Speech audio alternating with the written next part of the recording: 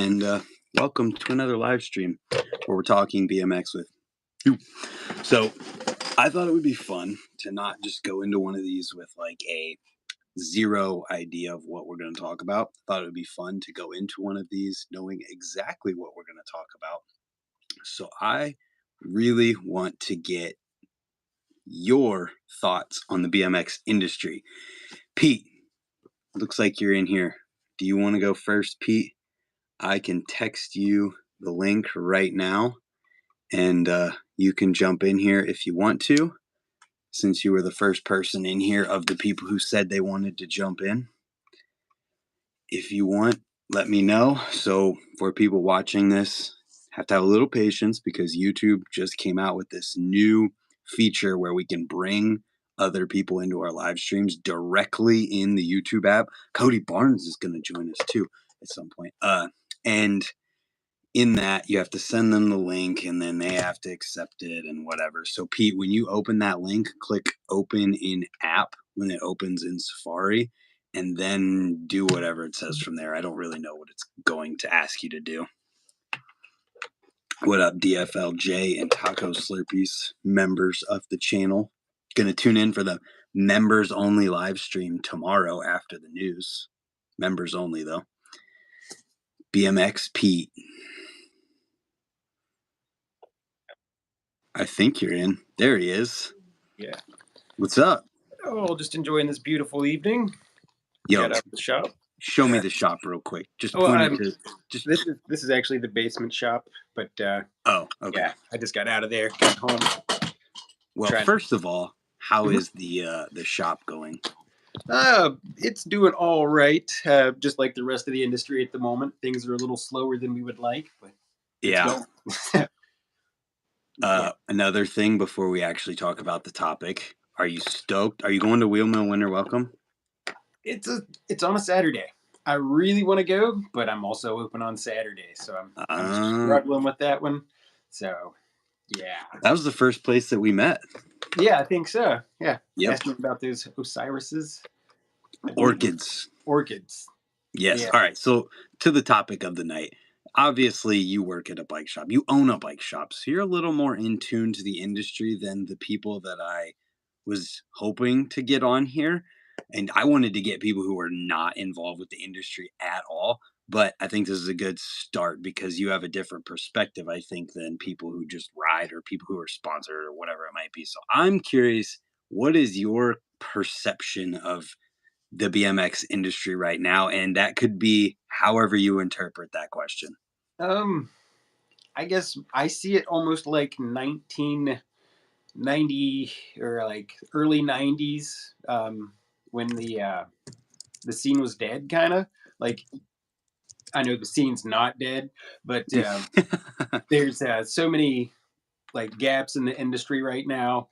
None of the big companies are carrying bikes like they used to, and it's partially our fault, and it's definitely their fault.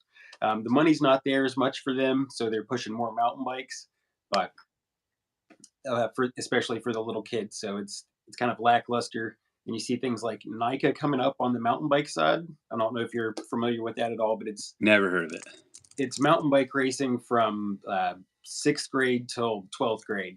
And it's in all kinds of schools, and they're pushing it like BMX racing was being pushed in the 80s. And you're seeing a big shift going that way with a lot of the younger crowd. But other than that, I just don't see, we don't have like those flowy contests like we used to have back in the day. But then again, I'm also 43 years old and not going to contests as much and getting out like I used to. So I'm disconnected from that part of the scene somewhat. Yeah. Makes it hard for me to judge that. Yes, that's interesting to hear. I mean, because of the fact that you have a bike shop, I mean, you see directly the BMX scene local around you and the money that they want to spend or aren't spending. So it's interesting to get that perspective from you on that. Okay, yeah. So like the local kids, the scene is probably as big as it's ever been. And the kids are spending money. We live in a weird area where, like the shop I grew up in and worked at for years, we really developed a BMX scene So Mm-hmm. like you go into the store and a quarter of the store is full of BMX bikes. The showcase has BMX parts, and the kids know if they want BMX stuff, they can go to that shop, or they can come to my shop. And I'm a little smaller, but I have about the same amount of space dedicated to of my store to BMX stuff. So they're very lucky in this area. But Yeah. outside of this area, I know mail order is king. So definitely kids are way into that. And then just seeing like what you see on Reddit, there's so many kids that are into so many different things. It's crazy. Yeah, it's weird because it almost feels like the amount of people who are riding is like a lot of people, but then you hear from the industry side that it's like kind of downhill, and it's almost weird. Is that what it felt like in the 90s or whatever time period you referred to? Yeah, so like in the early 90s, like when the scene was kind of dying from the big 80s burst that we had. It was just like a couple of kids that I went to school with. We would ride, and like the riding spot that we used to go to that was full of kids was down to just 5 or 10 kids, if that. And Yeah. now, like you go to the skate park in the like we have a new skate park here in Charleston, and generally it's me and another 48-year-old guy. But like it's nice and warm. There's a couple of young kids that do come out, and then like in my hometown of St. Albans, there's kids sprawling the street all the time. So I don't know. Huh. Yeah, it seems weird, right? Yeah, it's kind of clicked up in that way. Like you got your street kids, you got your park kids, the dirt kids.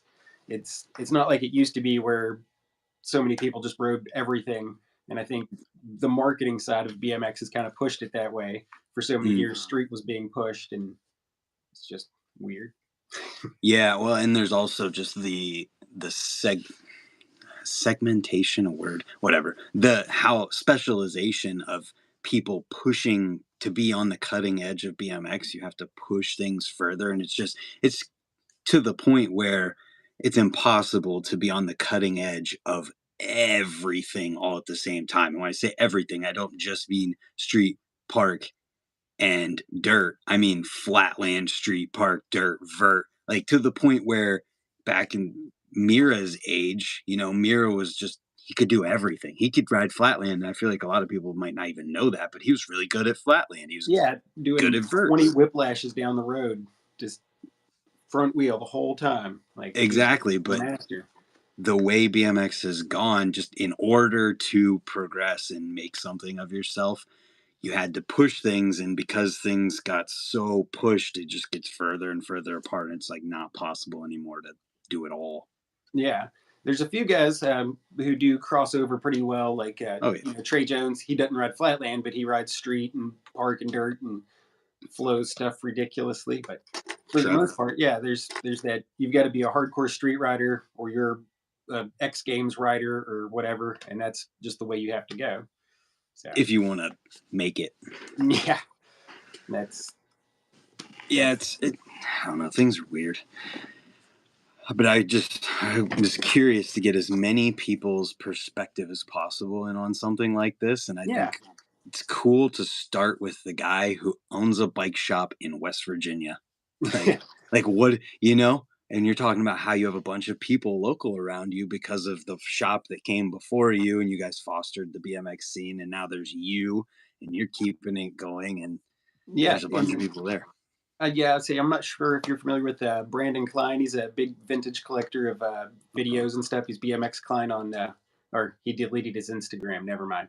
Um, but he's the guy that used to work with me, and he has recently opened up shop, and he has a full BMX section as well. So it is a super like we're a lucky scene. I know that because when I grew up, we only had like one shop you could go to get BMX parts. Mm-hmm. That's And now I feel like when people think of West Virginia, they probably don't think about BMX. not at all. And you would be surprised at some of the awesome parks that we have here. Like, you've seen some of them. And Yeah, just that prefab park alone is awesome. The new one under the bridge. mhm. And that's prefab, but there's others. Yeah, so there's a bunch of concrete parks in the area. And that's one of the things that surprises me is we don't have park riders just everything is like they want to be street. Like quarter pipes are the enemy. So crazy. Well, I mean, there's Wheeling Park, which for the longest time I heard was very Yeah, proactive against people riding there. they were super Nazis. I have actually never ridden that park because of it. Jeez, I haven't either, but that's because I've always heard that you couldn't ride it. And then when I went online to like look the place up for the first time, there was a camera, a 24/7 camera on a website that you could just watch. And I'm sure cops are like, "Oh, check the camera. Any BMX bikes?" Yeah, it's ridiculous, and they're actually opening a new park just down the road from us that is currently no bikes allowed, and we're trying to work with the mayor. It's a ground line skate park, so it's a really nice concrete park, and it's It's so dumb. it is very dumb. Whatever. But hopefully, the kids in that area are going to be a little more affluent than some of the other areas that have gotten parks. So hopefully, they can influence their mayor to do whatever they want. Yeah, hopefully. So, any more thoughts and perceptions on the BMX industry? The BMX industry, I think it's rad. It's always going to fluctuate. Hopefully, 5 years from now, it'll be a little more banging. So I just feel like maybe it's just me, but those contests that feel that we used to have, Hmm. it's just kind of not there as much. But I'm also not going because I'm like, oh, I've got to get to work or whatever. Um, Yeah. but yeah, other than that, buy American bikes when you can because they're awesome. I know I'm currently riding a Haro, but I also sell Haro, and they're awesome. So you should maybe check out one of those. Wink. Yeah. And But yeah, just to add in there too on the contests and jams not feeling or not being as many that feel like they used to. When I was editing the video from the Slam City Jam this past weekend, brain fart, it felt like I was watching a jam that was like one of those ones where I was going through it and there was people who were sending it and there was people having a good time. Everybody's stoked together and yeah. editing the video. It felt like it had the essence of one of those. Obviously, it wasn't as big, but it Mhm. definitely was similar, just on a smaller scale. Yeah. I understand. Yeah, so like the last event that I saw you at, even though there was lots of people, it still just didn't feel as inclusive. Hmm. But we'll see. I'm gonna try and make it to the welcome jam. We're gonna make it happen. So that way I can report You on how it said does. that on the internet. I said it on the internet. Now I've got to Uh, listen to it. all Wait, right. So, tomorrow? Jacob's in here. Did you see that? Oh, Jacob. hello. I don't know exactly how you say his last name. Mariner? We'll go with that. Manir. Marin. Yeah, there's an R before the A. I He can pronounce tell it. me next time I see him at Ray's. Uh, Yeah. so, I guess it's been cool to get your perspective on it. I want to get the next person in here who's like even further entrenched in the industry. So Yeah. we're going further away from what I wanted. But I appreciate your insight and hopefully I'll see you this weekend. It's this weekend? Okay, I have to take back what I said. I can't do it this Saturday. Yeah. Well, I'm glad you walked it back on the internet instead I of walked letting it back it because yeah, I thought it was next Saturday. This one, not possible. But thanks for up. having me. Yeah, man. I'm sure I'll see you somewhere soon and we'll get a session. Also, people, check out his YouTube channel, BMX Pete. So you gotta type in. He makes good videos. And you're how old are you? I'm 43 years old. He's 43, and go watch his videos and you'll see how awesome that is. Yeah. Well, thank you. I do try. Yeah, absolutely. All right, man. We'll see you soon, hopefully. Will do. Have a good one. You too. Bye. Bye. All right. Let's get Scott Town in here. Oops, I didn't mean to give it away. Oh well.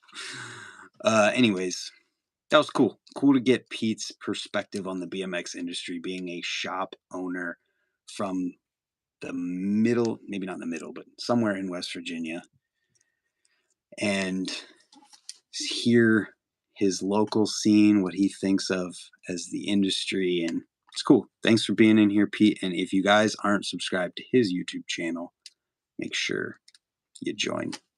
Hit the subscribe button, whatever that is. Click open in app. Oh, you got it. Yeah, you have to bear with me for a second, people, because this new feature on YouTube is new and you have to work with it. I have to text or email the link to whoever's going to be in it, and then they have to make sure that it works, and they got to open it in the YouTube app, and it's all just whatever. So we work around it, but it's really awesome that we can get multiple people talking in one stream. It's pretty awesome.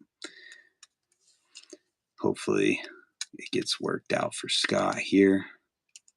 There's also having to allow the microphone and the webcam and all that business. Oh, I think Stoney's an hour behind, so he's going to think that it's an hour behind. Oh, well. Think we got it, though. There he is. Can we get you to rotate? Wrong way. What the fuck, dude? Oh, funny. What the fuck, dude? Oh, can you mute your whatever you're watching that on? Fucking grandpa blowing it over here. You're good. Are you watching this somewhere? You're good. All right. There we go. What's up, Scott? Hi. How's it going? It's going good, man. Thanks for having me on here. Absolutely. So the theme of the evening is to just talk about whoever's on here's perspective of the BMX industry. For you, I know that is probably different than someone who just isn't involved with it at all. And I think it's cool to get, I guess we're going from a shop owner to now someone who's works with different companies and media outlets within the BMX industry itself. So we'll get the whole spectrum here. Yeah, for sure. Well, Pete, that was that last guy? Yeah.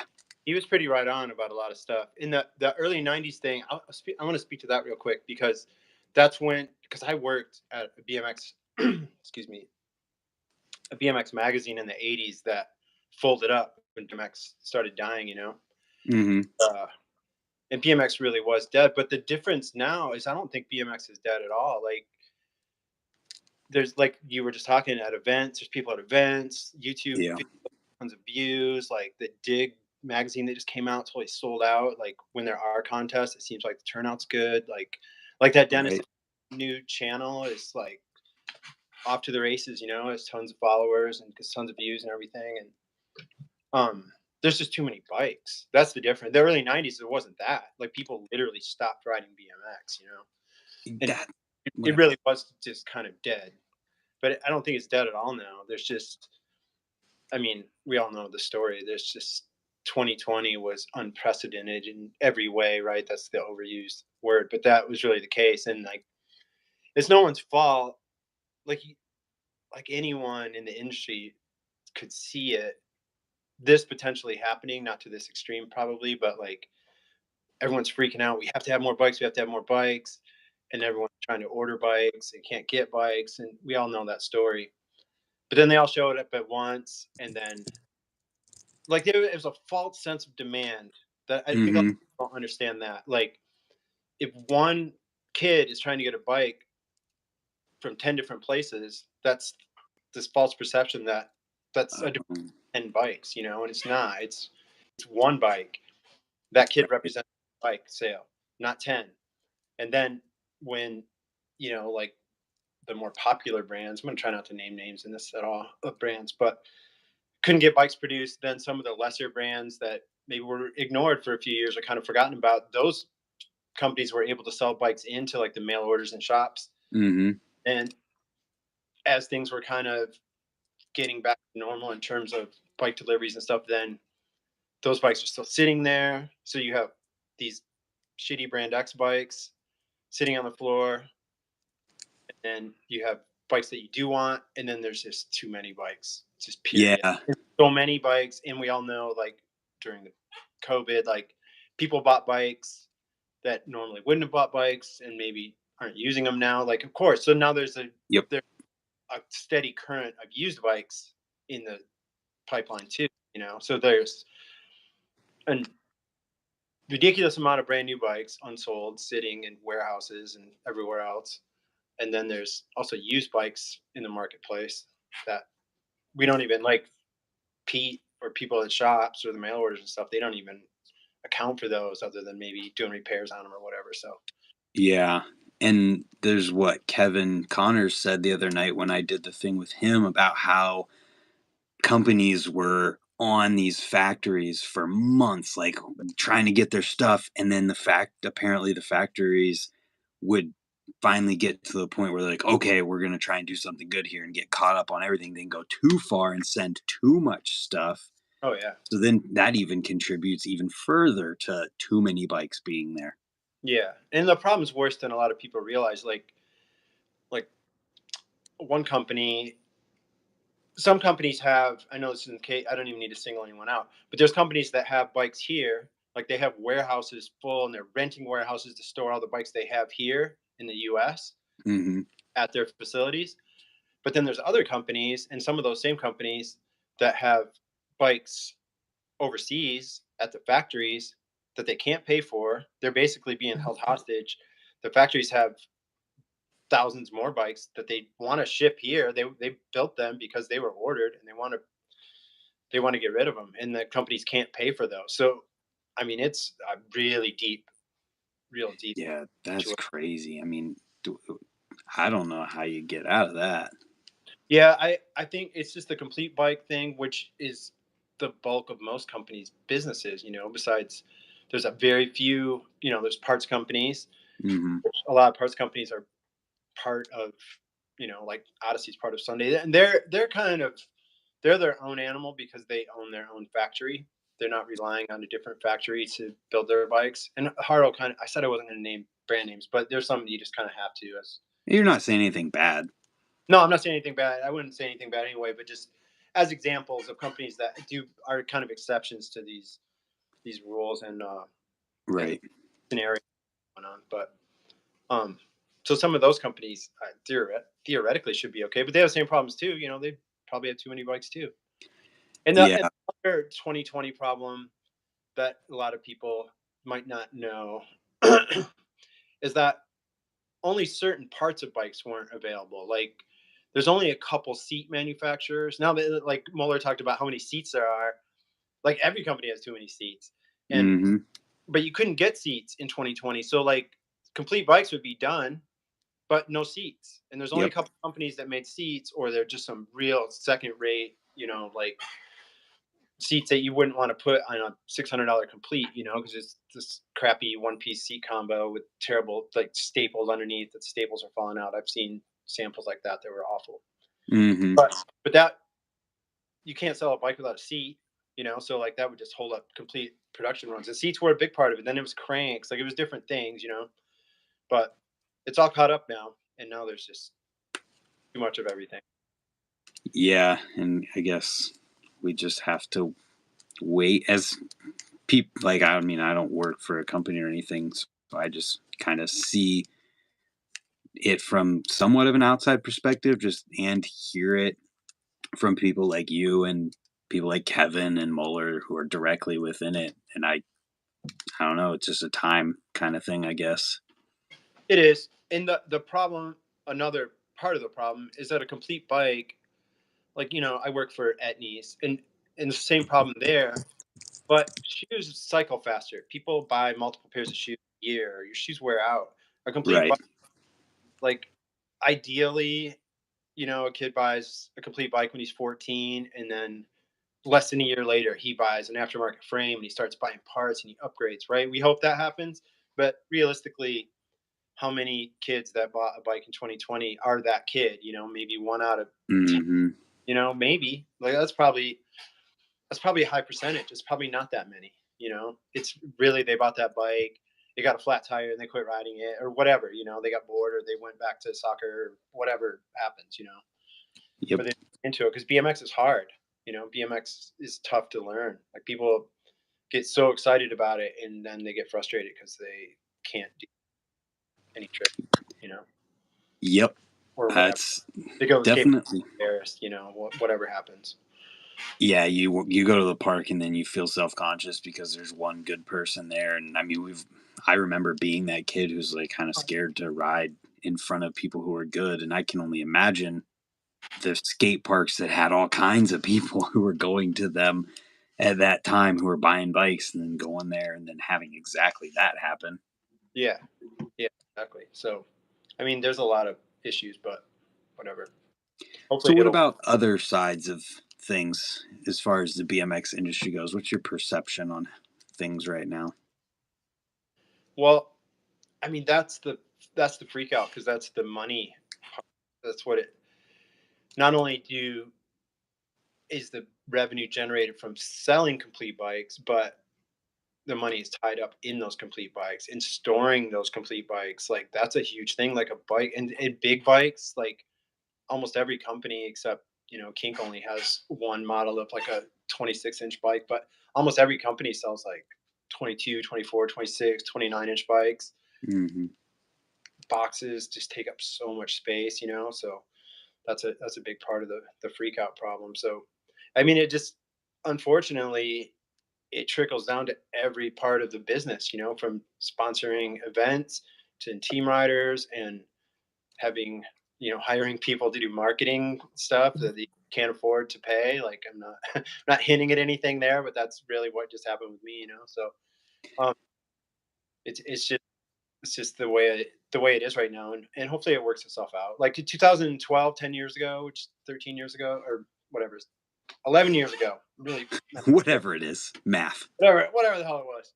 There was a glut of bikes at that time too, of complete bikes in the marketplace. Is different circumstances, but the same deal. Like there's too many brands. Brands need to go away. Like the same talk that's going on now, and maybe some brands will go away this time because shit's pretty serious, But Hmm.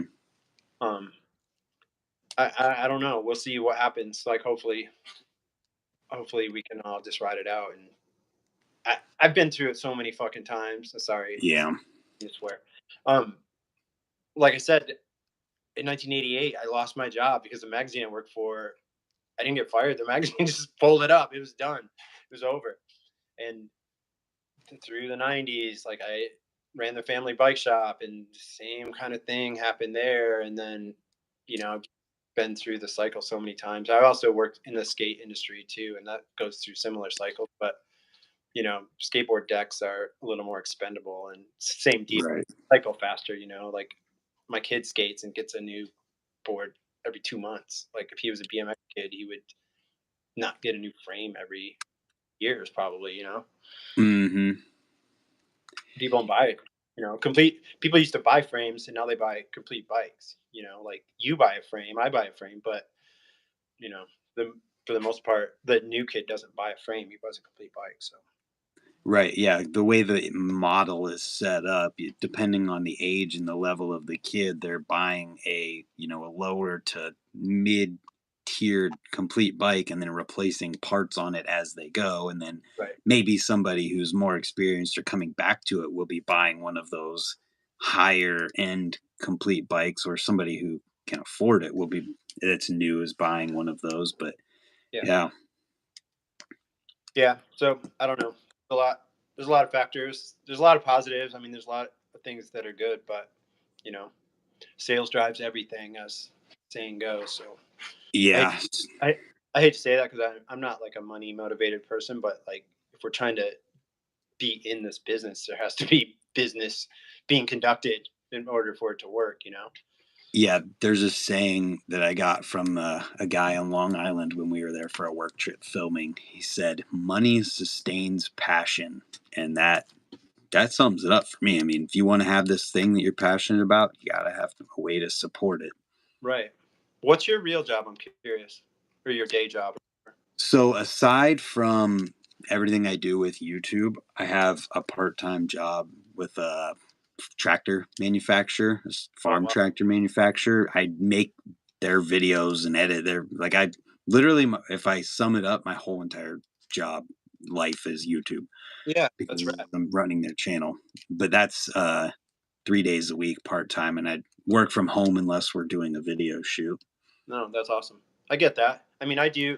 I don't want to go into everything I do and have been doing for a long time, but I have other gigs. So and one is way outside the BMX industry, but it's exactly the same stuff that I do for BMX. Just to your point about that. No, I was just curious. It's not my business, but I just wondered. No, it's okay. I'm okay with talking about it too. I heard you speak about your other job before, and I just wondered what it was. Yeah, so man. There's some relatability there. Like tractors aren't. Yeah, who knows? Maybe tractors were in shortage 3 years ago because everything was.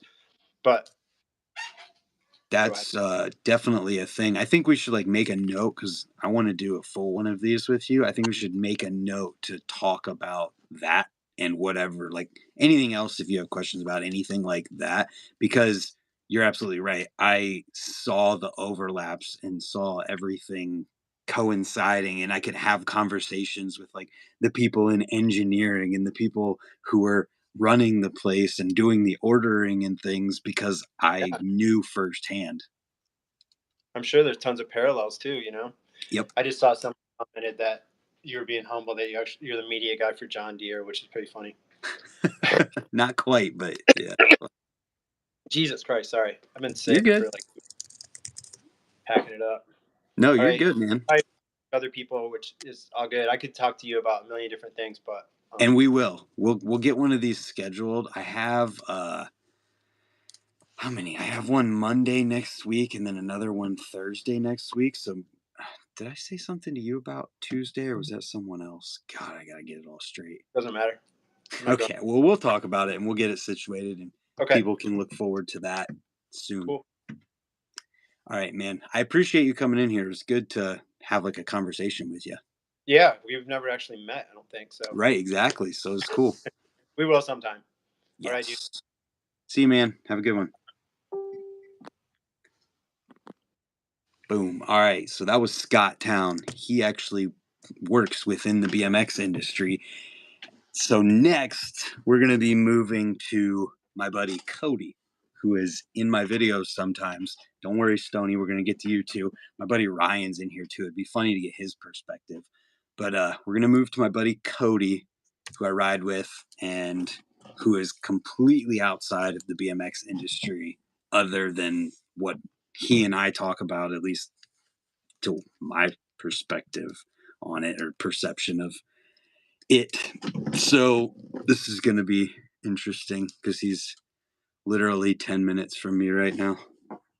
What's up? Yo, yo, yo. Hi, Worcester in the background. She's back there. I thought it was the dog. Dude, your game room looks sick. Yeah, dude, it ever since we got the house, it's been coming along. Gotta have the BMX frame and then the setup here. Nice. You're gonna have to help me do those lights whenever I get a room set up. They come with they're like, I bought 3 of them. They were 16 feet and they come with sticky and they stick pretty well. Sick. So anyways, the topic of the night, have you been listening? Yeah, I've been watching.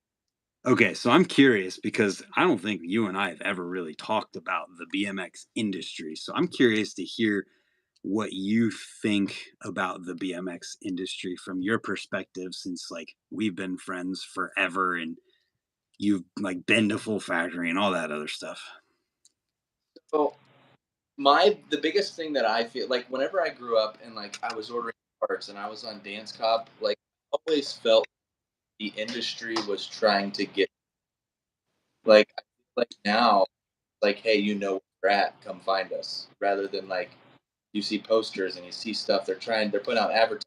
And I get things have changed and everything's social media now, but I think that's one of the biggest factors is like not getting younger kids so on things and like magazines and stuff. Like I know you have a collection of old magazines from the 90s and early 2000s and stuff, but I would say that's a big factor in the industry now and why I think it's failing a little bit. That's interesting. Hey, can you turn that fan off? Yeah. Please. Well, it's just making you cut out because it's, I don't know, something's weird with it. But that's an interesting perspective that you felt like BMX was coming to you, but now you feel like they're making you go to them. Yeah, I just feel like if I want to go look and find something, the only way to do it is to go online. Versus like I used to have Dance Comp magazines, I used to have a bunch of stuff as far as like them trying to reach out and showing me product and stuff. And it's a lot harder, as the last guy was talking about, it's a lot harder to get parts. And I definitely think with everything being shut down, that played a big part in it too. People didn't have money. There's a lot of overflow of excess stuff. But even then, my bike last year, it was hard for me to get to what I wanted, and they didn't have a time frame on when I could get it. So I had to pick what I wanted as far as what was available. Yeah. Huh. That's interesting.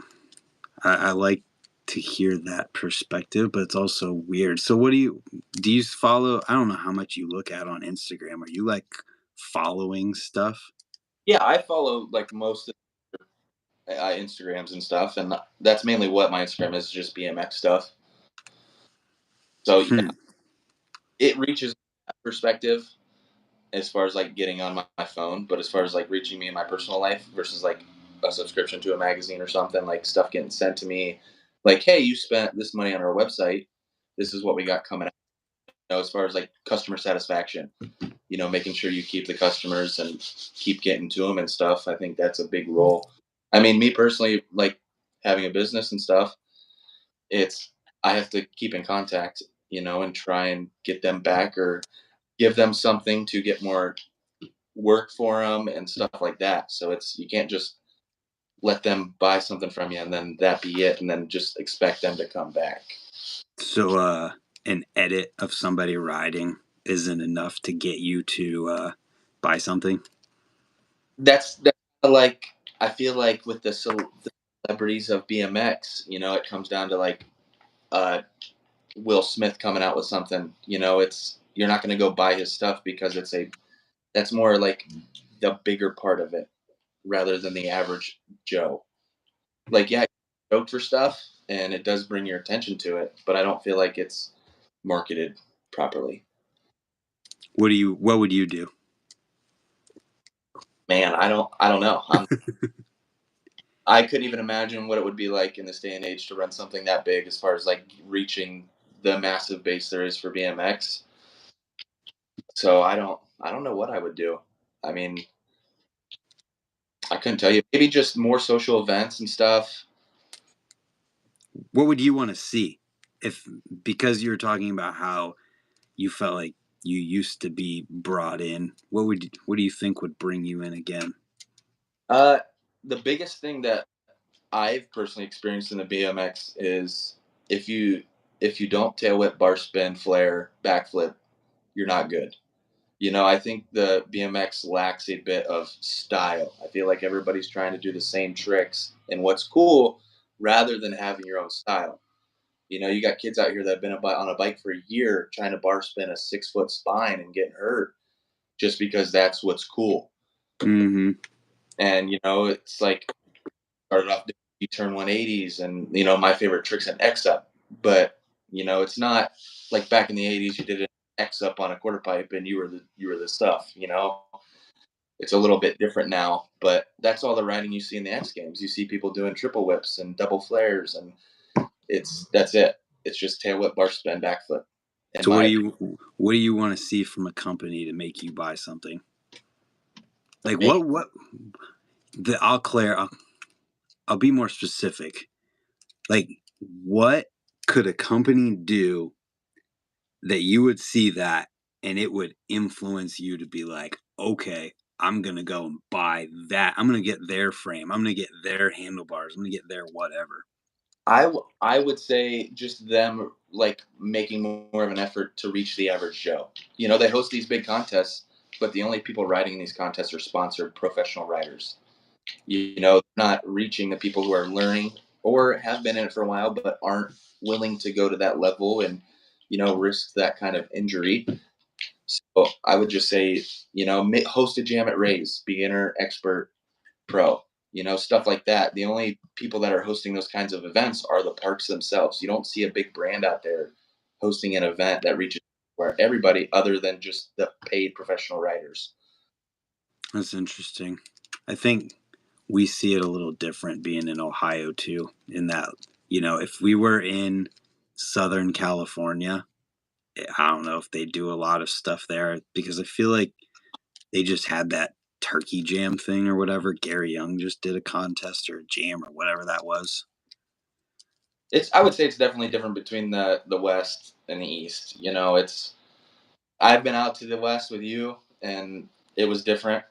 I mean, the difference Mm-hmm. in California and how loving it is for BMX versus when I was in South Carolina, like Cary, I rode at their skate park, and the skateboarders and bikers down there, they don't get along whatsoever. So it's atmospheres from west to east, north to south, as far as the BMX communities and how people are reached. Interesting. Hopefully that perspective, somebody important hears your perspective and thinks about it. Yeah, Ryan wants to know what frame's over your head real quick. That is a Mike Laird frame. That is the one I got from Timmy Kaup. Oh, okay. There. That one's more park frame. If I was to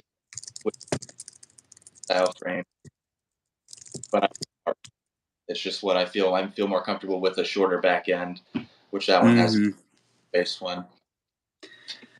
Well, any other thoughts on the BMX industry? I know this is like a really wide, generic thing to ask, so there's a lot of different places that it could go.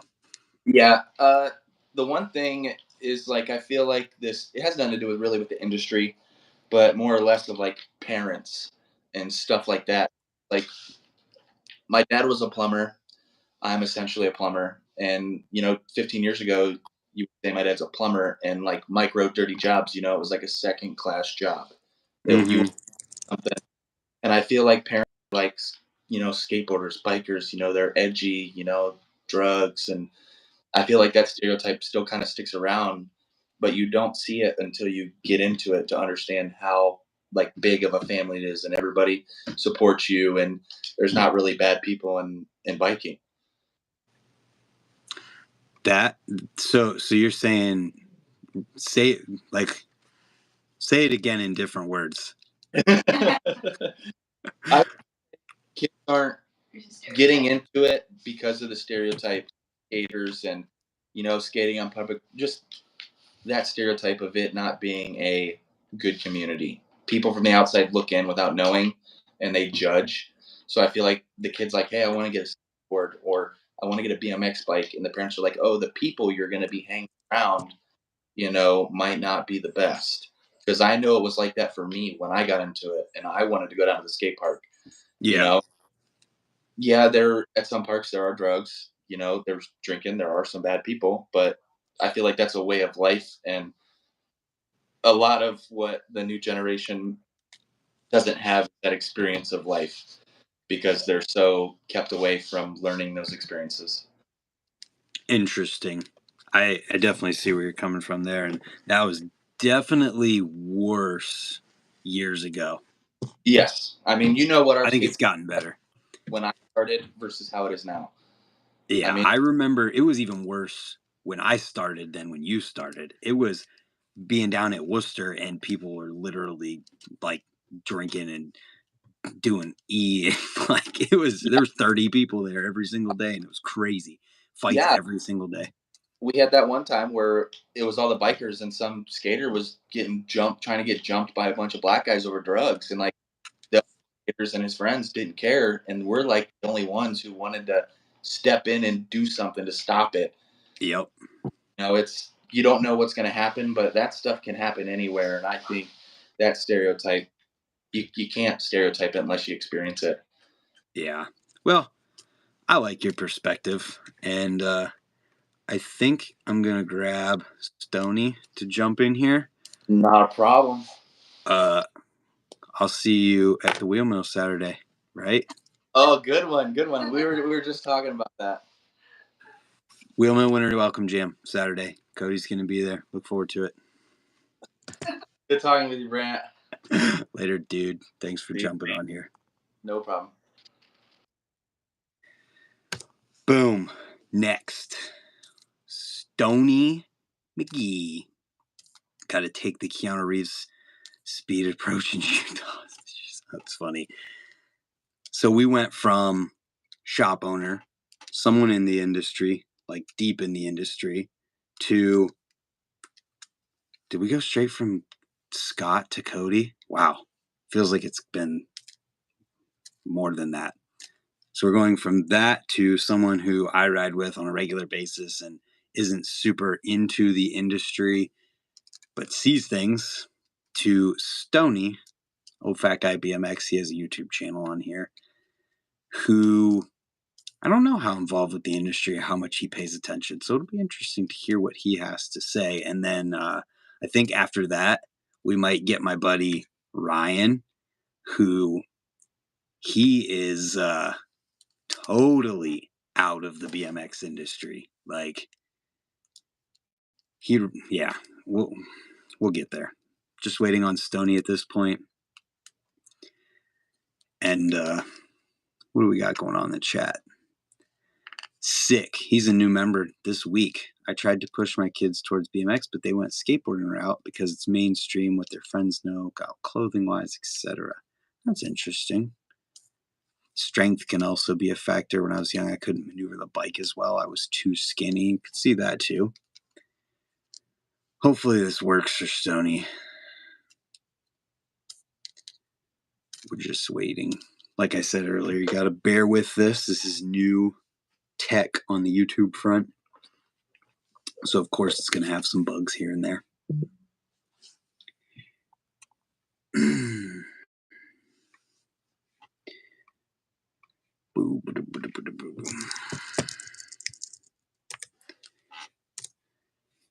Stoney, where are you?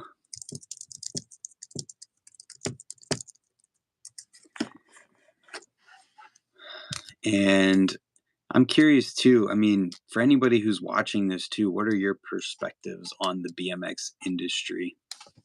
That's the whole point of this, is to get perspectives of different people from different places within the BMX industry. We have everything from Cody, who's buddies with me, who's somewhat entrenched in the BMX industry, but is more so a consumer. You've got somebody who's worked in the BMX industry literally forever. You got Pete, who's been a lifelong BMX rider and now owns a bike shop. It's interesting. So I'm curious what everybody's perspective, if you're watching this in the future, what is your perspective on the BMX industry currently? And that is however you perceive that question, I guess, because it could be perceived so many different ways and everybody's mind is going to go somewhere else when this question is brought up. And I'm curious to hear from everybody's perspective. People who are sponsored, people who are whatever. My perspective on the BMX industry, I guess I could give that while I'm waiting on Stoney here. My perspective is it is a lot of what we've talked about today, in that the BMX industry is in a period of excess right now, and it's going to go through a period of tightening. What's the word you'd want to use? Being thinned out because of that excess. And we went through a crazy period in time where the demand was through the roof because of what was going on in the world. And with that, companies put their orders in to keep up with that demand. And then we got to a point where that supply went above that demand. So now we have more supply than we have demand. So when that happens, unfortunately, prices usually come down to get rid of that supply and bring it back to meet with the demand, which is something we talked about with Kevin Connors the other night. So I think as time goes here, we're going to see BMX thin out a little bit. We're probably going to see some brands fall out who can't continue to stay on. And I hope that it's not all of our favorite brands. I mean, I think the ones that have the financial backings that we've talked about previously will survive. But I think some of the smaller ones that people really enjoy may go the way of like how T1 has gone to being like a batch company. Maybe they were always a batch company, but maybe other companies will go towards that where they're doing things in batches. They do their pre-order for the frame or however the part it is or whatever it might be. And then people pre-order it during that pre-order window, and then they get their product, and they do that once or twice a year. Maybe some companies are going to do that. Comment too long. It's called the bullwhip effect. Yeah, Kevin Connors talked about the bullwhip effect. Stoney said technical difficulties.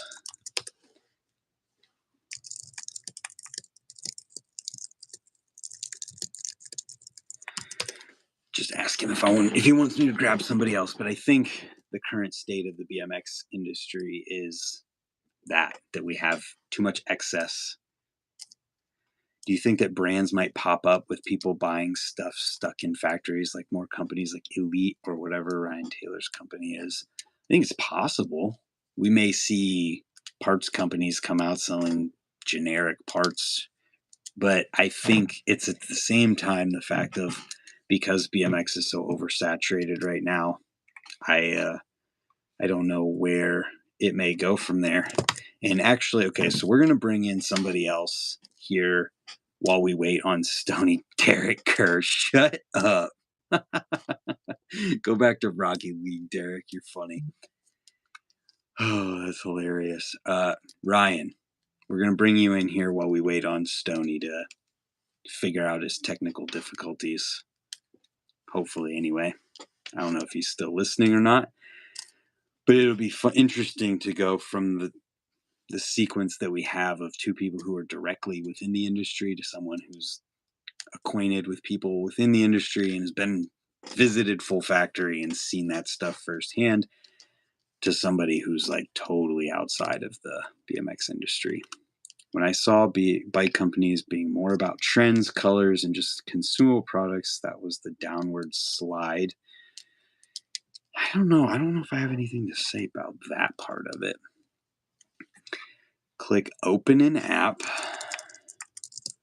Open app. And it'll bring you in.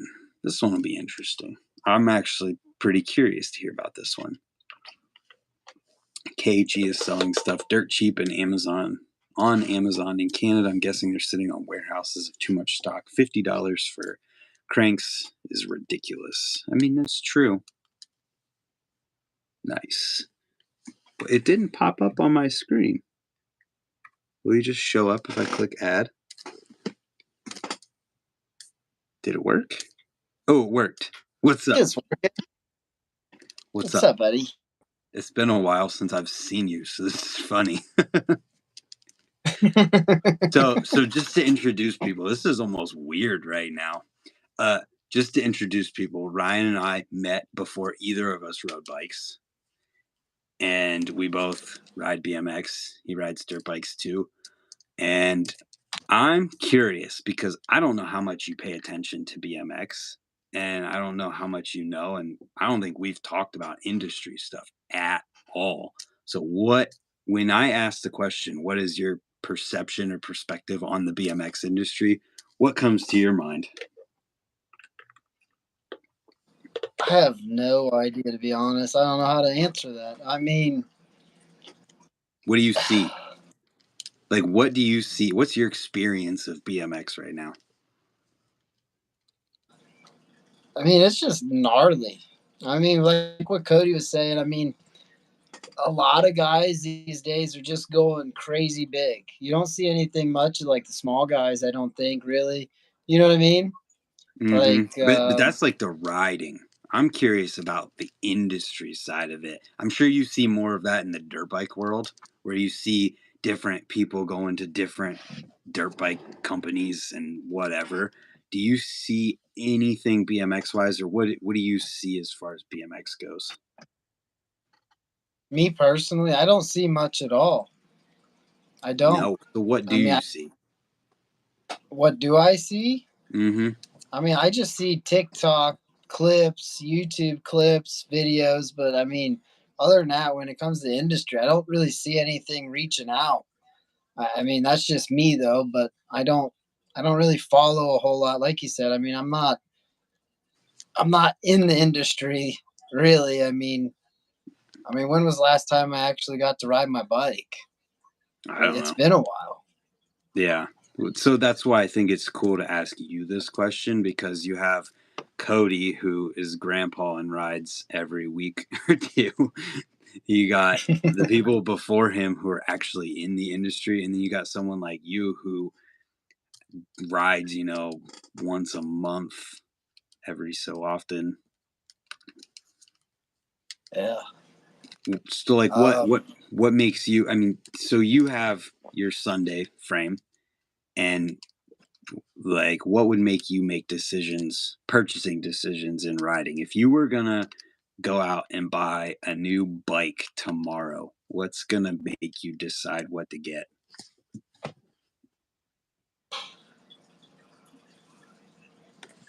I know the answer to this. I don't even have to ask you this question. I could tell you your answer.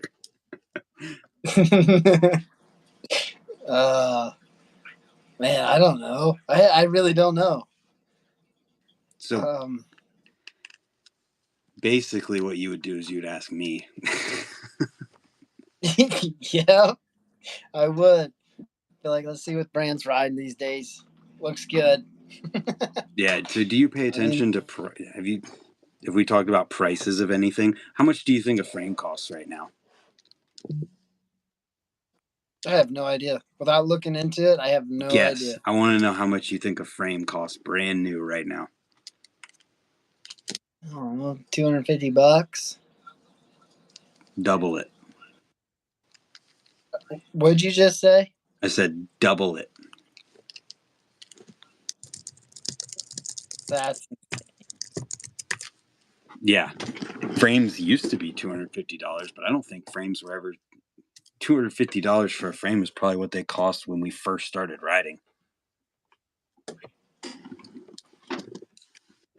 That's interesting. So you don't really have a perspective so much because of how separated from the BMX industry you actually are. Like you're not seeking anything out. And that's the problem. Is like I've been out of it for so long. I haven't, like you said, I haven't looked into it. I'm lightweight clueless. Yeah. 250 for bar forks. That's funny. Yeah, I mean that's how I have no clue. Okay. Well, that answers my question. I don't want to go. I'm not going to try and dig deeper whenever like you kind of have your place in things, and I feel like I'm your connection to the industry because I answer those questions for you. Yeah. So basically, we're gonna do this stream, and then when I'm done, we're gonna play Rocket League. Sound good? All right, sounds good. All right, we'll talk in a bit. All right, later, bud. All right, Stoney, jump in here.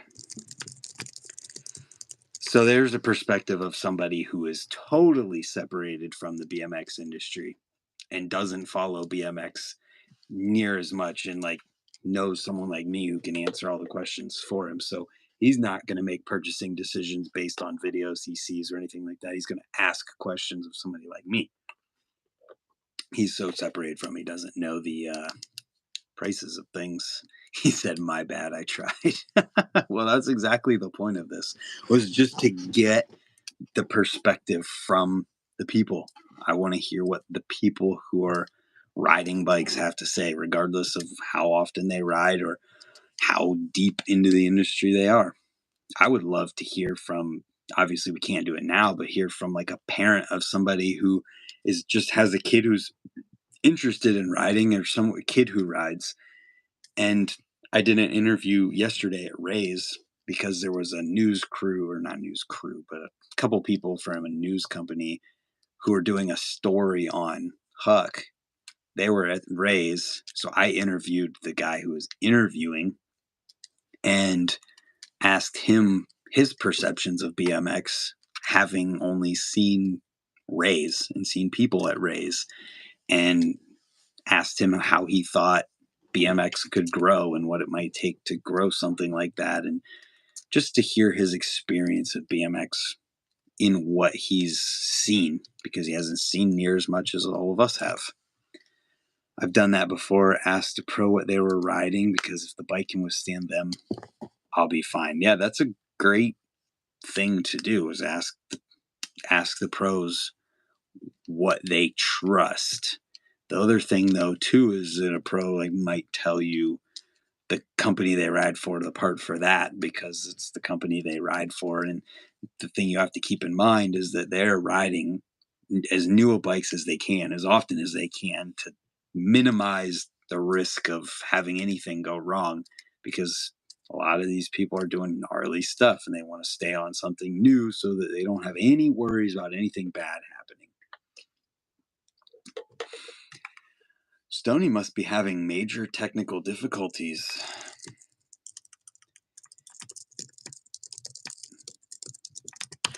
Just trying to get Stoney in here. How are you so hard on hub bearings? Yeah, that's crazy. Are you tightening it too much?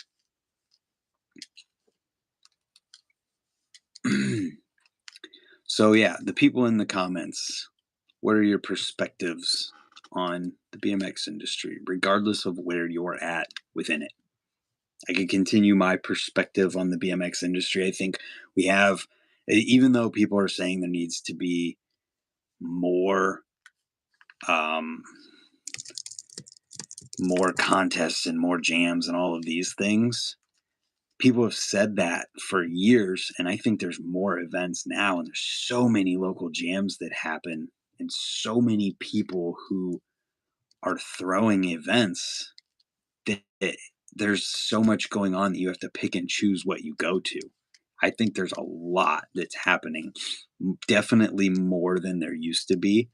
And from my perspective, I think that means that a lot of people are riding. There's a lot of good stuff going on. And like what Scott and I talked about already is that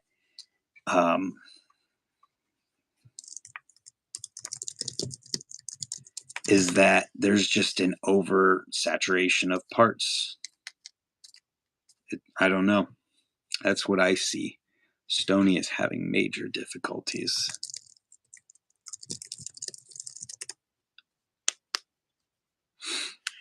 Need 1-800 more 1-800 collect riders. That's funny. We're gonna get Stoney in here. He's having trouble because it's coming from whatchamacallit, from Facebook Messenger. Bring back Chris Bennett. That's funny. Why is this? See, you gotta bear with me here.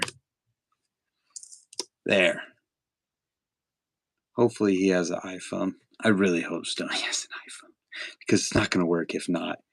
Do you have an iPhone, Stoney? Chris Bennett will yell and freak out all the scooter kids in the park and freak them right out. Oh, man. You got to bear with me, though, folks.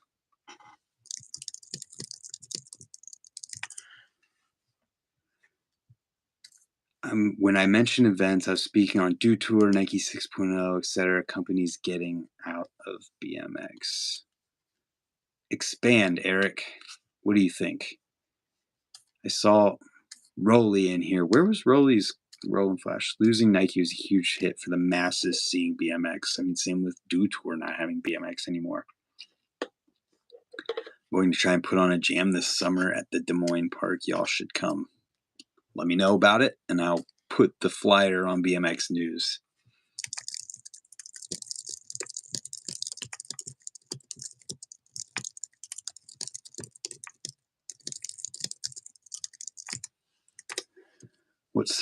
We got bike questions going on at this point.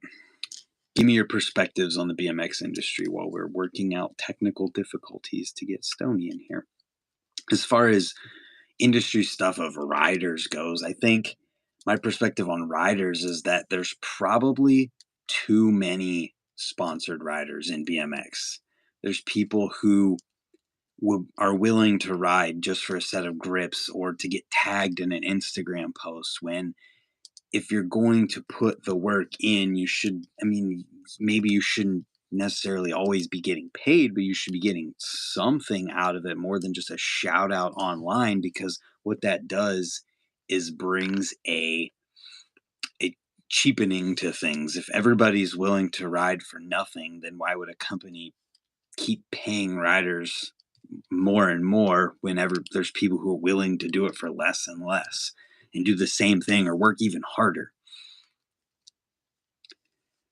Oh, send out the bat signal for Kyle Walker. No doubt. Where is he at? That's funny. Lower bar for pros. Instagram kind of killed elite BMX pros. Everyone can get cred now just for putting out content. Get the events to partner with local bike shops. Great idea. That is a fantastic idea. The concept of Instagram killing elite BMX pros, I think it just morphed who could become that, who could get to that level, because being on social media is part of the job of being a professional BMX rider. And if you're good at your job, being on social media and good at riding, and you have good personality, then that might give you a better chance at becoming an elite, higher up BMX rider, because you have the skills and the qualifications necessary to be able to return to a company what they invest in you. So you may not go to a contest and win the contest, but what you can do for a company on social media might be more than what that contest might do for them.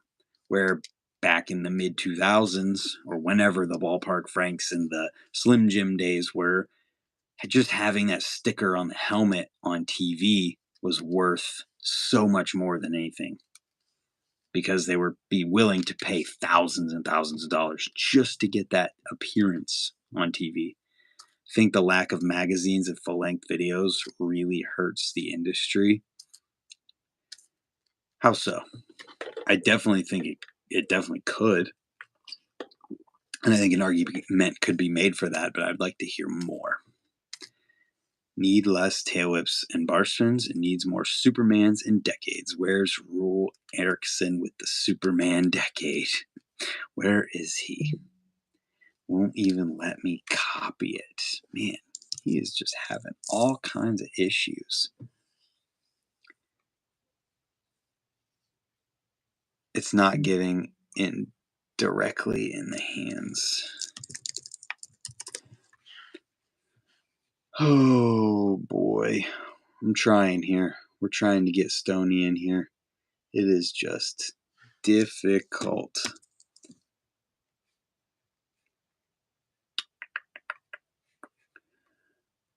We're going to get Stoney because I want to hear his perspective. Link. Send. Sent.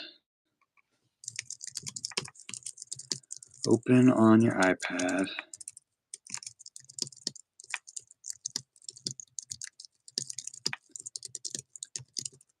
You're up there with Scotty Crane Mitt. I think even better, honestly. Well, thank you.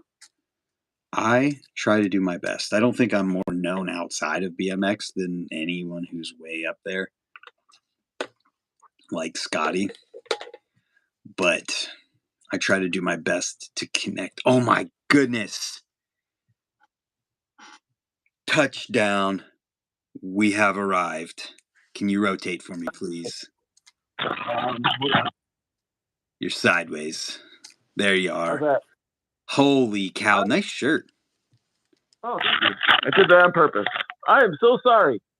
You're good. I'm sitting there. I'm yelling at the iPad. I'm yelling at my Android. I'm getting mad that my Android and my iPad won't talk to each other. I'm trying to click on links. They're not working. I hope this is worth it, buddy. So what I hope for is that YouTube makes it so I can just there's a request button that someone who's watching can push, and then I can just select, like Instagram Live, so I can just select who wants. This is for Google who's listening right now. That's what we want.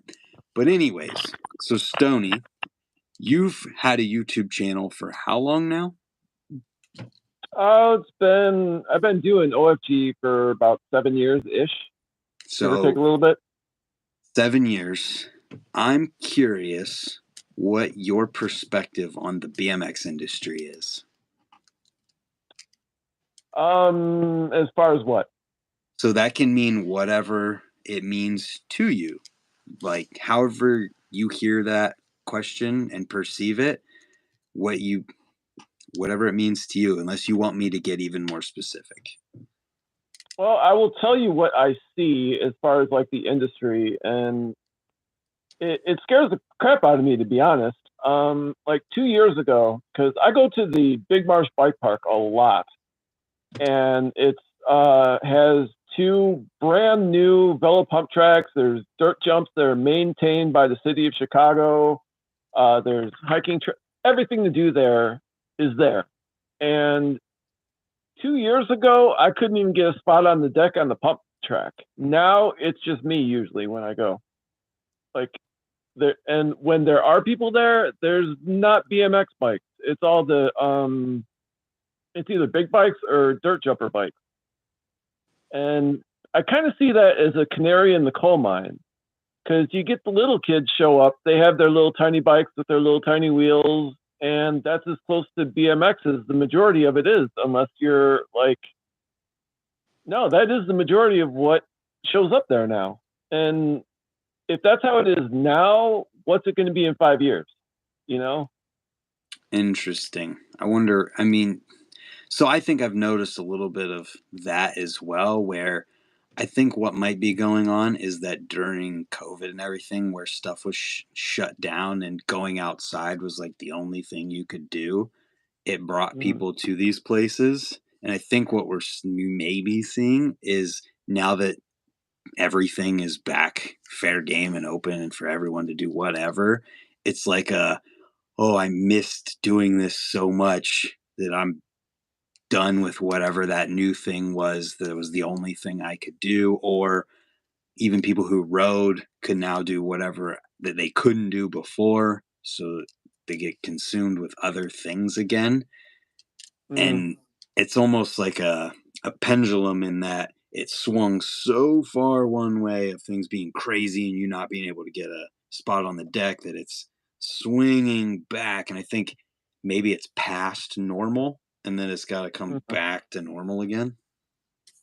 But that was just one park. I'm seeing that at all the parks around here, at least. I don't know how it is anywhere else. Well, I've noticed that too. And like less bikes means less business for the bike shops, less business for the online companies. And I can understand why everyone's switching over to big bikes, because that's going to keep them in business right now, you know? Mm-hmm. Yeah, so and that's I would love to say BMX has the inertia to keep it going, but it doesn't look good right now. Yeah. So what else are you seeing industry-wise? Industry-wise, well, I look at it a little differently as far as when I'm looking for products. Like, I wouldn't look for the same product that you necessarily would. I like the old school repop stuff. Mm-hmm. And it's slim pickings now. Like, there was a niche, and I don't want to go on a tangent, but we're doing a live stream. I'm going to go on a tangent.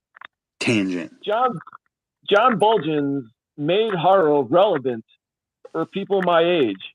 Yep. All over again. Yep. Like, it was just all black bikes before he came around, and they all looked the same. And I was like, oh, it's a bike. Oh, it's a bike. And then when the repops came out, wow, all right, awesome. Yeah, I can get into this. I can relate to this. And then that's going to stop now.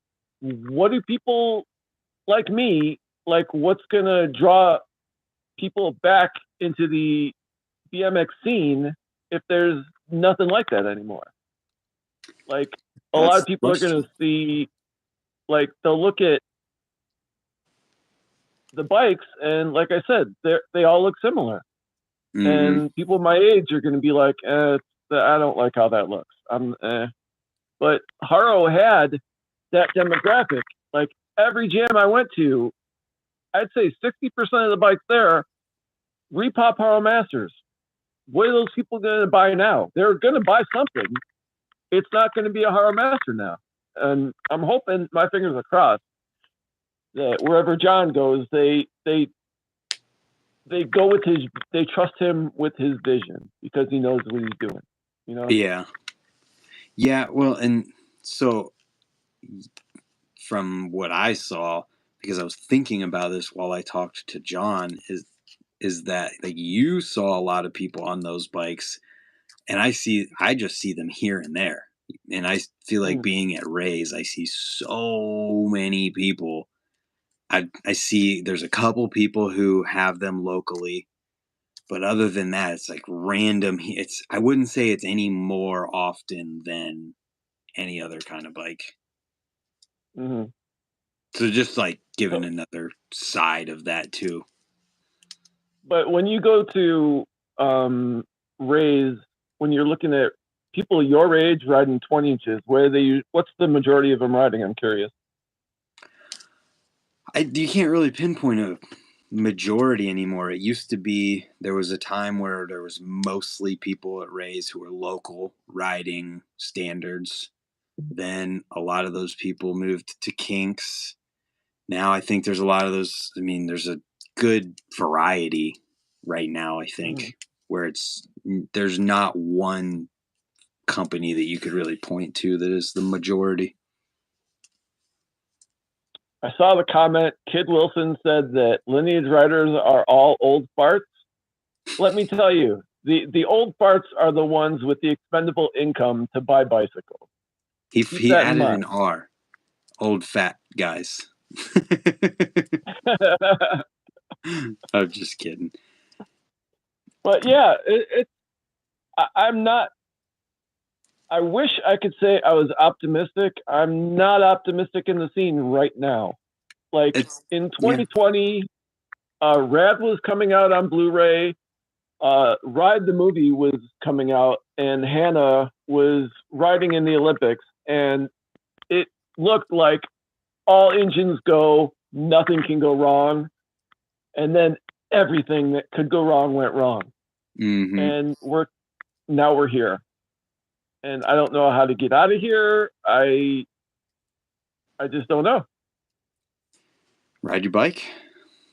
Yeah, ride your bike. Like, even as far as jams go, we would have like locally like 5 or 6 jams for as long as since I came back, and this past year nothing. I don't even think there was one local jam, which I need to take some responsibility for that, because if I can see it happening, I should do something about it instead of just noticing it. I think part of that is, go ahead. No, go ahead, please. I was just going to say, I think part of that is that the jams and their frequency kind of ebbs and flows. So you'll see there might be, a couple of years here where they die off a little bit, but then there's going to be somebody who's, maybe it's you, who's like, we used to do a lot of jams, and then a lot of jams happen again. It's one of those things, because in my eyes, I remember when there was a period of time where everyone was saying, we need something. There's nothing, because there was nothing. There really was nothing.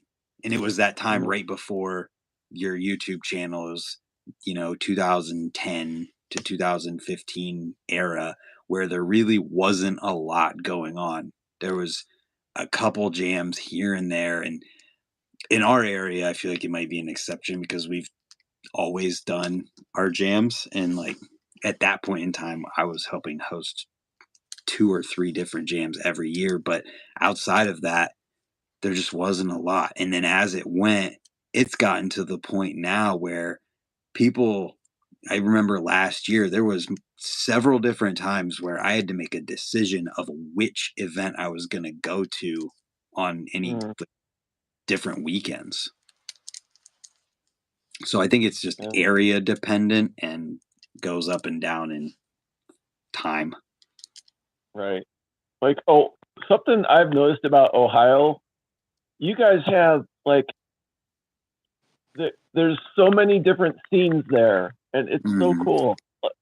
And here, it's not like that.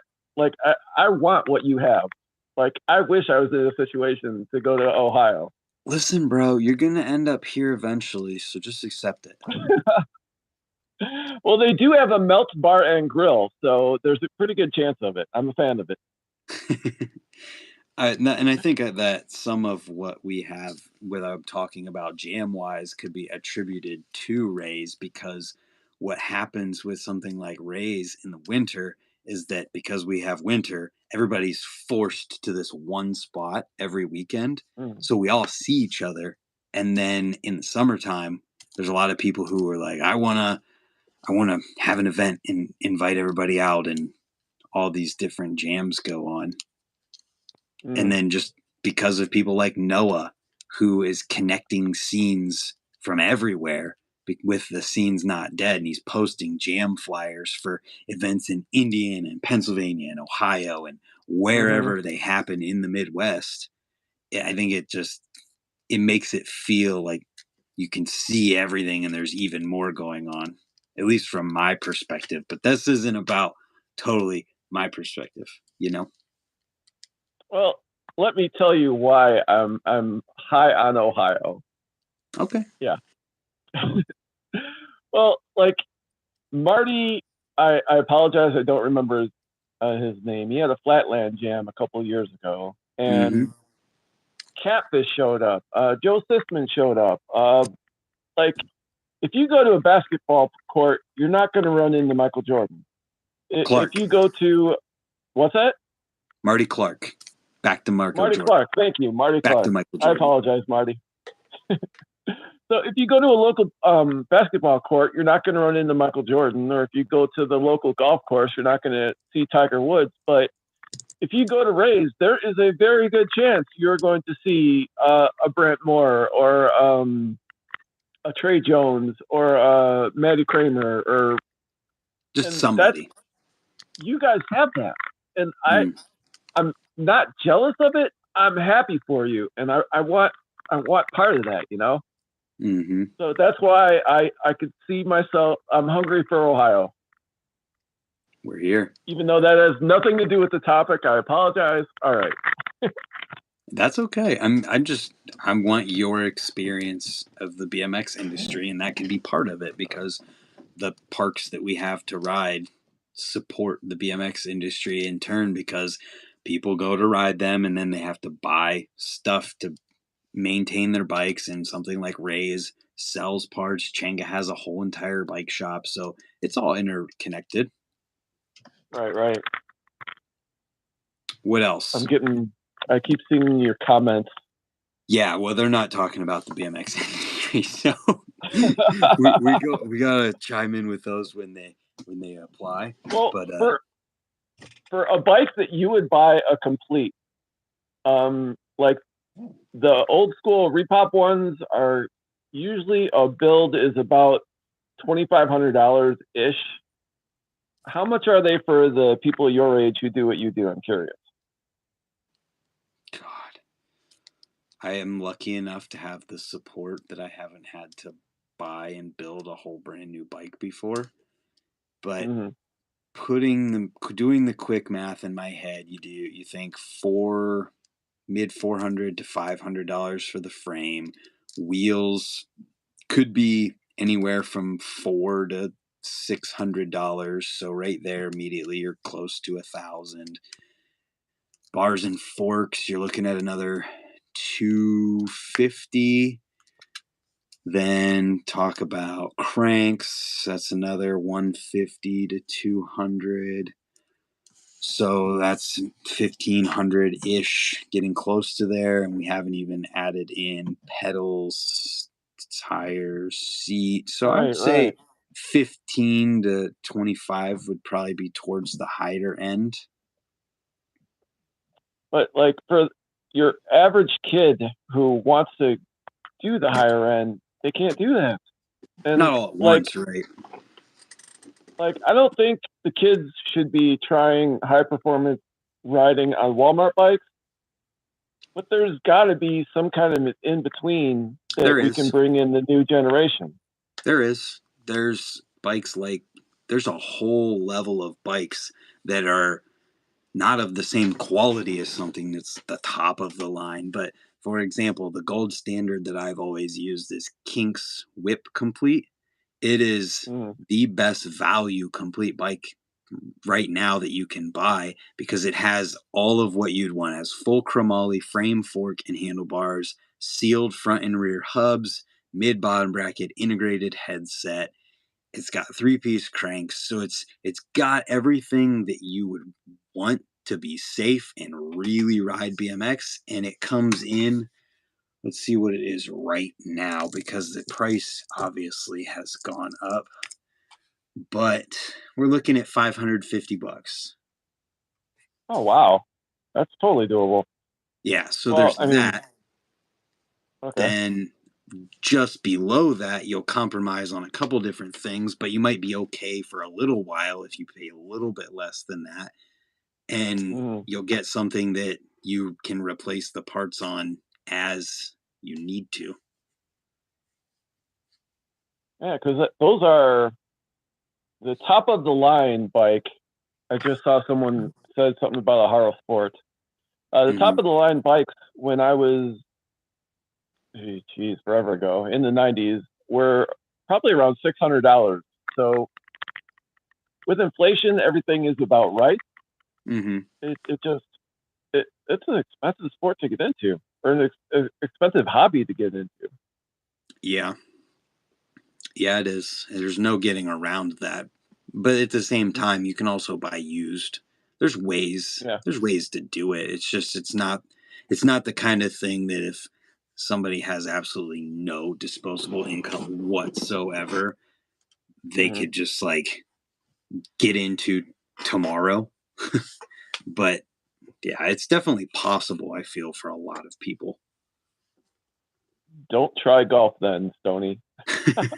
Or mountain bikes or anything. But that's the case with literally anything that you could get into. There is cheap, super cheap stuff that people can buy that almost anybody can afford. And then there's like the craziest of the crazy expensive stuff.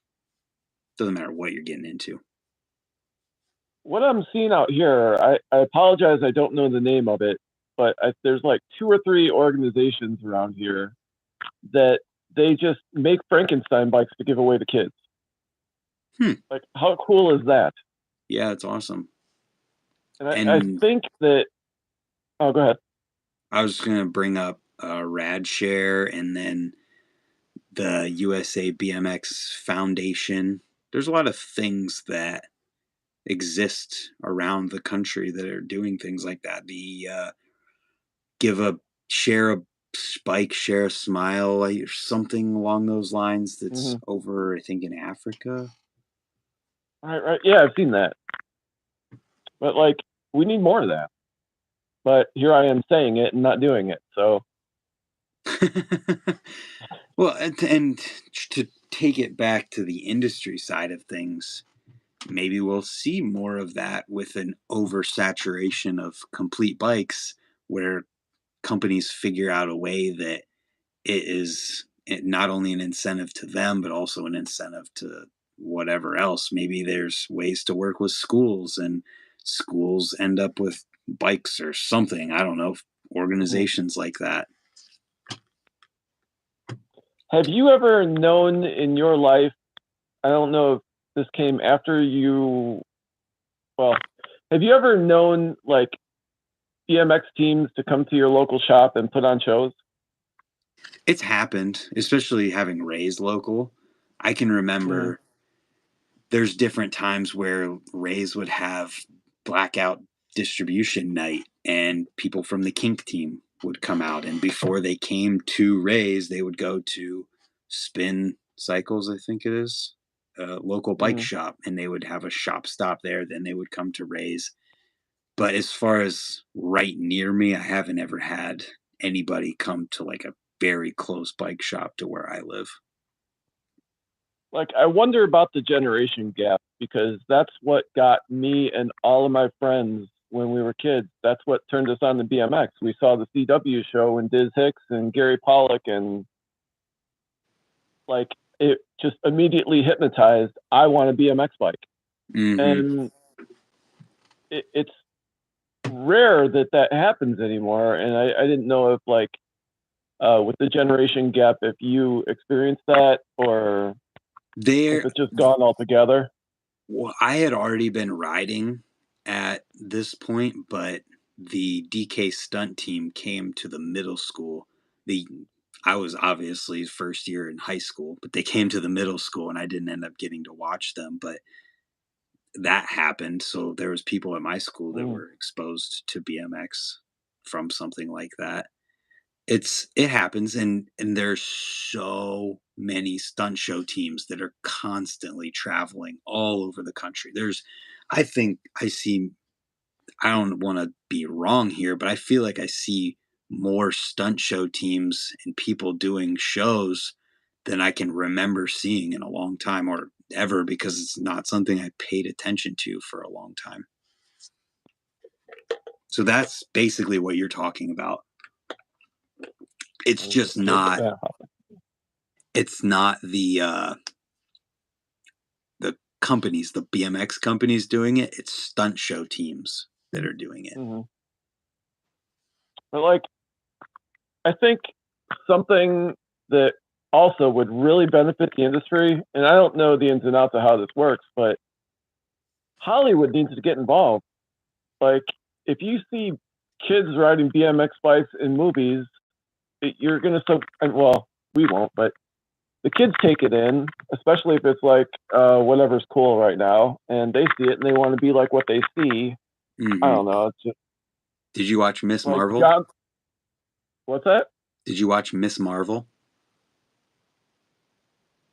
No?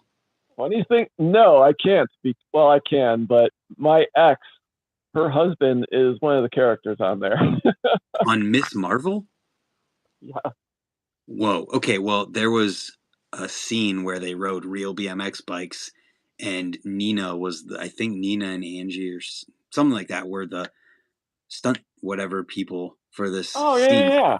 There was a scene in there with real BMX bikes, and then I forget, there's been others, but then there was like the Stranger Things Mongoose whatever that happened. Obviously that's not the same, but yeah, it's a weird thing. I just did I was saying it before we got on here when I was waiting on you, but I just did an interview last night with this guy who works with the news whatever out here, because they were doing a piece on Huck at Ray's, and I was part of that with somebody else. And so I was like, all right, I'm going to interview you now. So I asked about his perception of BMX and what he saw in his 2 times that he's been to Ray's, and just what he thought BMX could do to grow itself. So it'll be interesting. That's going to come out probably the same day that their piece comes out. I don't know when that'll be yet, but he had some good insight just as a person from a totally outside perspective on how we could grow things. Yeah. But what do you see like on a regular basis? What are you following industry wise? What do you see? Honestly, I get all my news from you. Everything I'm exposed to in BMX is from Brent Moore these days. Well, mostly. Of course, there's the Instagram feed, but yeah, every single Friday morning I find out what's going on because you told me. So what do you see on Instagram then, as far as like the actual industry itself goes? It's not so much industry as much as it is just people doing clips. We are the industry, you know, but we're not making money from it.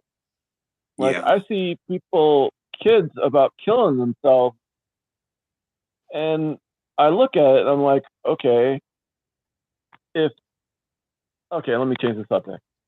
R.L. Osborne was doing an interview with someone, and he said he fell and it cost him $50,000 because of the injury.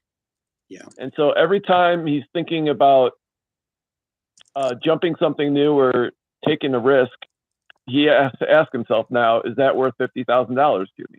Right. Kind of that's what I think of when I see the younger riders just sending it. And I get it. I'm glad they do it. I love it. But the old part of me is like, buddy, slow down. Please take it slow. But I don't know if that answered your question. I tend to interrupt. Sort of. I'm kind of just curious to hear more or less. I'm not exposed to that much industry right now. Mm-hmm. Like a couple years ago when I was around everyone all the time and I saw more. But these days, my exposure is you and what I see at the pump track. And interesting. Yeah, that's about it. Okay. Well, I feel like that answers the question and gives kind of your experience of the BMX industry. And I know you already kind of said you didn't know, but what do you think BMX could do to do better? To get itself out there more? I think it's up to the companies, honestly. Yeah. The company, and if they don't have the money to spend, it's not their fault, but it's just the companies need to invest in themselves and their riders and get them out. Like the little kids are going to imitate what they see if they like what they see. Mm-hmm. And it's on the industry to make sure that the kids see it. If the kids don't know what's happening, they can't do it, or they might not find it. Yeah.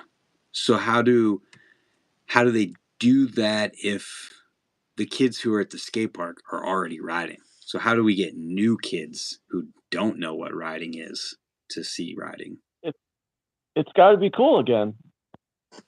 Like it's unfortunate, but it's just not cool right now. Like there's peaks and valleys, and we're in a valley at the moment. Yeah. And Scott was talking about when BMX kind of just came to a standstill in 88, I want to say. Mm-hmm. But I don't think it's as bad now as it was then, but it's still, we need some help.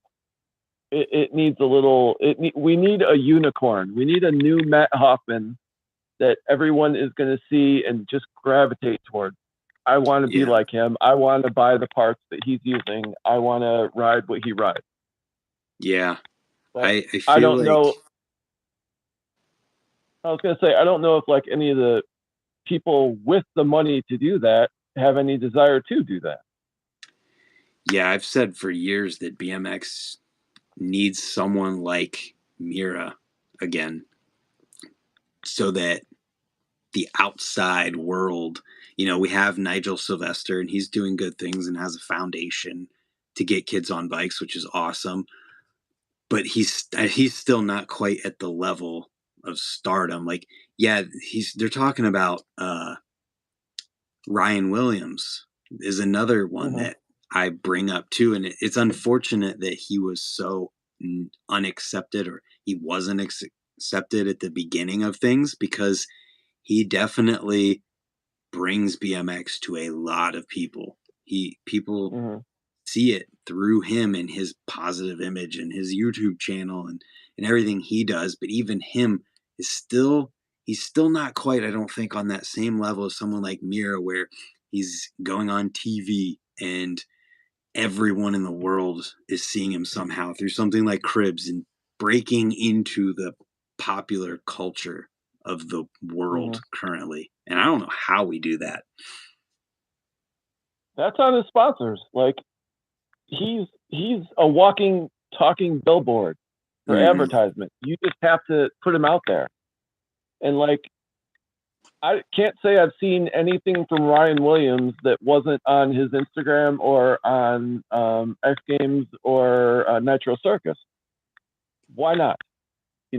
He's got all the talent in the world. Let's show the world. And why don't I see him on commercials for, I don't know, Target? Or it's just that's what I think we need. I don't know if it could happen. or if it will happen anytime soon. Yeah, I think that's where you get the thing of like, you don't know until somebody tells you, maybe, or maybe they don't have that thought. You haven't had that thought yet of like, let's get this guy onto all these things. Or maybe that's not what he wants. That could be it too. That's true. That's very true. It's possible that he doesn't want that, but if he does, then I'm sure there has to be ways. I mean, you yourself, being Stoney, old fat guy BMX, almost had a TV show, right? Yeah. More or less. Almost had a TV show. So, like, it's possible. It's just... No, we had one. It just the rug got yanked out from under us. Okay, sorry. So, like, what I was getting at is that it's possible to do that. Like, people could, if the right people were contacted in the right way, especially with someone like Ryan Williams, that could happen. Something like that could happen. They're talking about X Games. Yeah. And it needs to happen for all of our sake. But also something that I also see helping the industry a lot that I don't know if you do or don't realize it. My God, dude, it's you. I can't even tell you how much you're helping the industry and like keeping it going and giving it a little nudge and like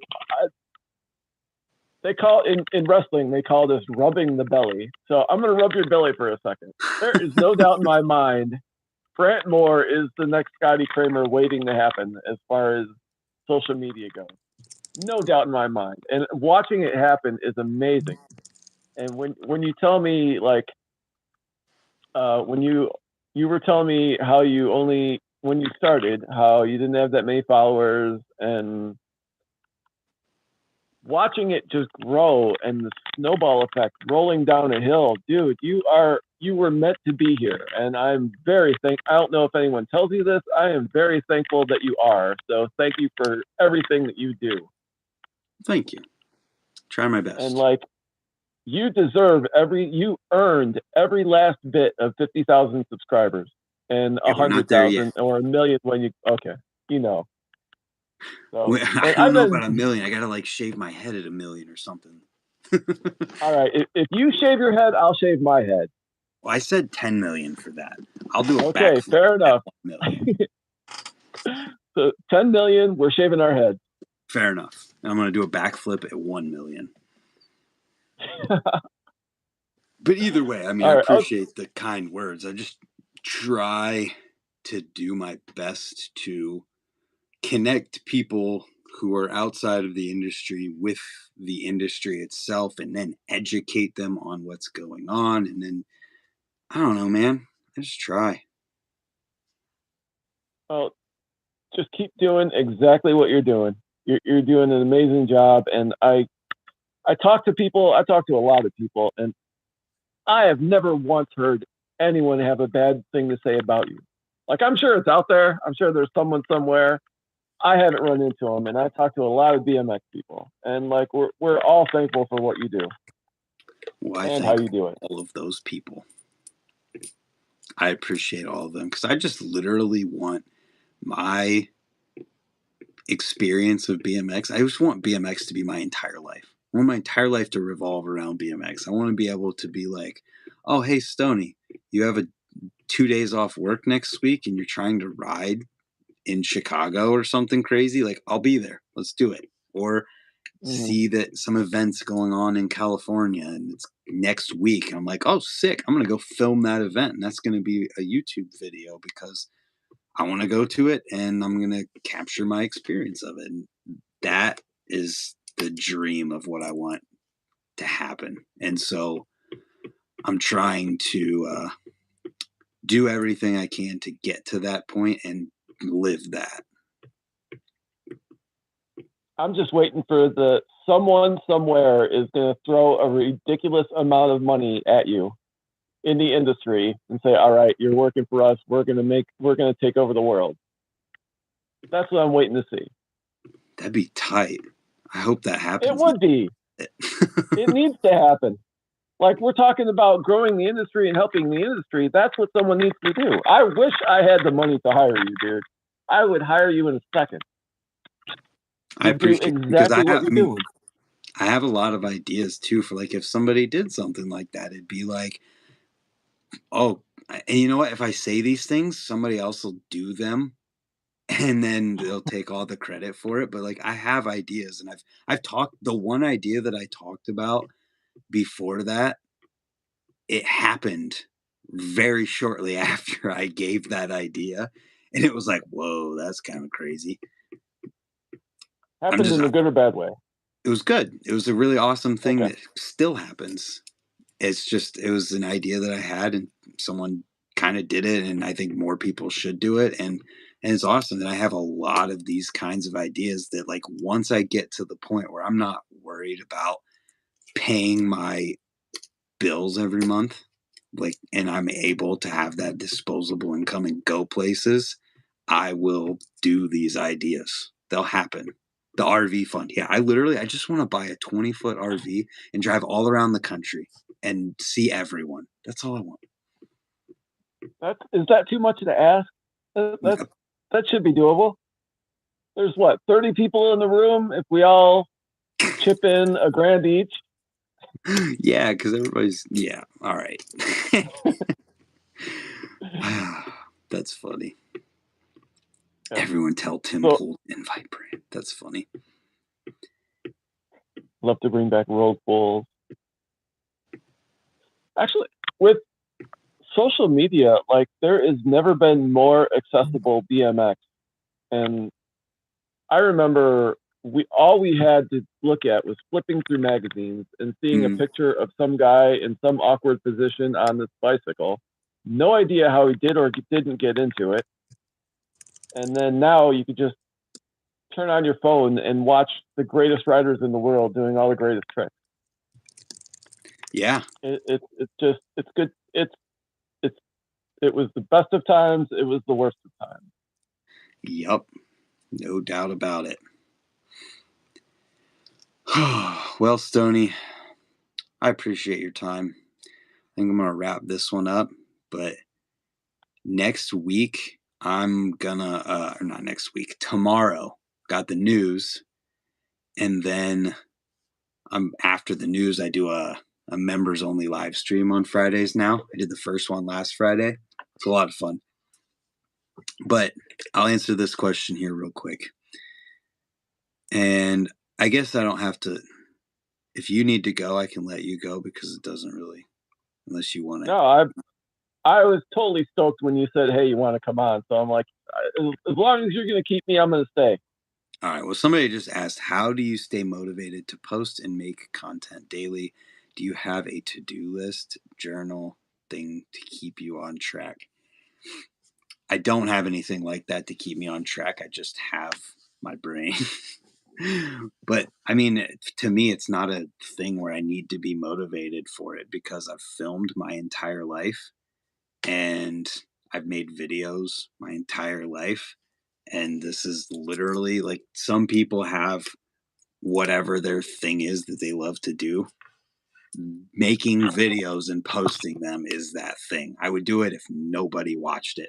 So I don't really, I mean, yeah, sometimes I need the motivation to edit something that needs to be done like on a time schedule, you know, like the Slam City Skate Park Jam that happened. That I wanted to get that out as soon as I possibly could so that everybody who was there and everybody who missed it and wanted to see the event could see the video and get stoked on it. So there's no motivation needed. I just did it, self-motivated in that I want to make it happen. So it's where some people, it's like a job where, you know, got to get a video out. I'm on this schedule. I post this many times and I post whatever. For me, it's like, that's just what I do. It's just who I am. So it's easy. Yeah. That's it. Shannon Price says, hi, Stoney. Can I tell you about Shannon Price for a second? Is it bad? No, not at all. It's amazing. Sure. Shannon, he hit me up one day and he's like, hey, I watch your videos. I'm local. You want to meet up and ride? I went, yeah, cool. Let's go ride. So I met him up at the Big Marsh, and Shannon is recovering from a stroke. He lost